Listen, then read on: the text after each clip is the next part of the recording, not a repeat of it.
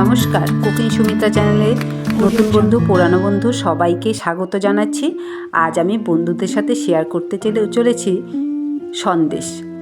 ঘরে থাকা জিনিস দিয়েই সন্দেশ তৈরি করে দেখাবো। তাহলে ভিডিওটি শুরু করা যাক। এখানে আমি 1 চামচ ঘি নিয়েছি আর 500 মিলি দুধ নিয়েছি, খাঁটি গরুর দুধ নিয়েছি। একটু ভালো দুধ নিতে হবে, আর পাতলা দুধ নিলে একটু বেশি নিলে পরে সেটা জাল করে শুকাতে হবে।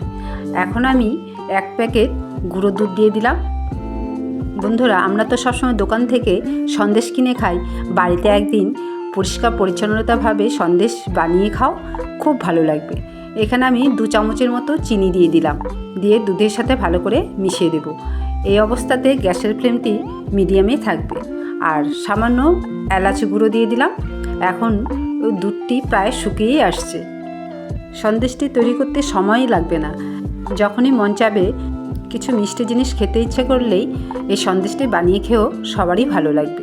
ছোট থেকে বড়দের সবারই পছন্দ হবে। আমার দুধটি প্রায় শুকিয়ে এসছে। সন্দেশে বেশি মিষ্টি ভালো লাগে না, আমি 2 চামচ চিনি দিয়েছি, তোমরা চাইলে একটু কম বেশি করে দিতে পারো। এখানে আমি সামান্য ঘি দিয়ে দিলাম।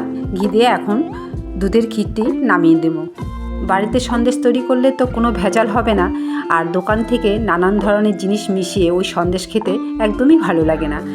তাই বাড়িতে খাঁটি গরুর দুধ দিয়ে বানিয়ে খাও, খুবই ভালো লাগবে।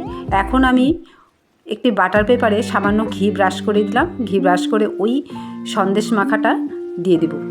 আমার চ্যানেলে যদি কেউ নতুন বন্ধু হয়ে থাকো, অবশ্যই আমার চ্যানেলটিকে সাবস্ক্রাইব করে আমার পাশে থেকো।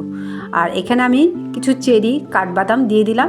দিয়ে এখন বাটার পেপারটি মুড়িয়ে দেব, ভালো করে গোল করে দিয়ে দেব। রোল করে আমি ফ্রিজে ঘন্টাখানেকের জন্য রেখে দেব। 1 ঘন্টা রাখলেই যথেষ্ট।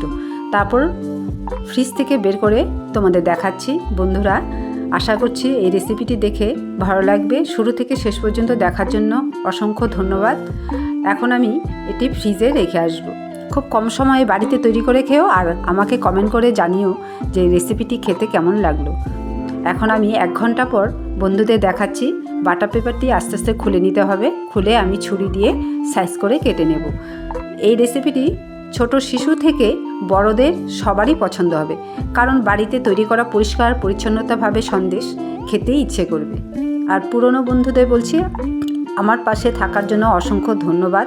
আমার পাশে এভাবে থেকে যাও, আর অসংখ্য ভালোবাসা দিয়ে আমাকে উপরে উঠতে সাহায্য করো। সন্দেশগুলো আমার সব কাটা হয়ে গেছে। আমি একটি ভেঙে দেখাচ্ছি বন্ধুদের। দেখো দেখতে কতটা সুন্দর, লোভনীয়।